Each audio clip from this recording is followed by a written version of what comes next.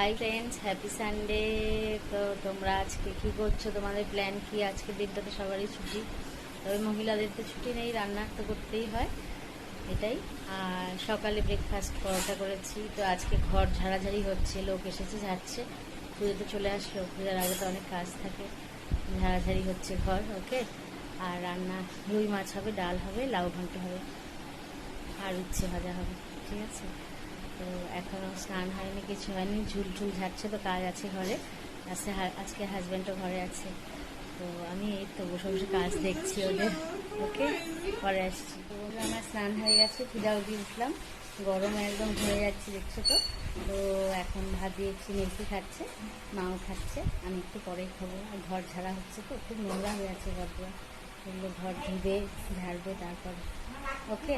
তো আমি এখন ওরা খাচ্ছে, আমি দেখি ওদের কাজগুলো।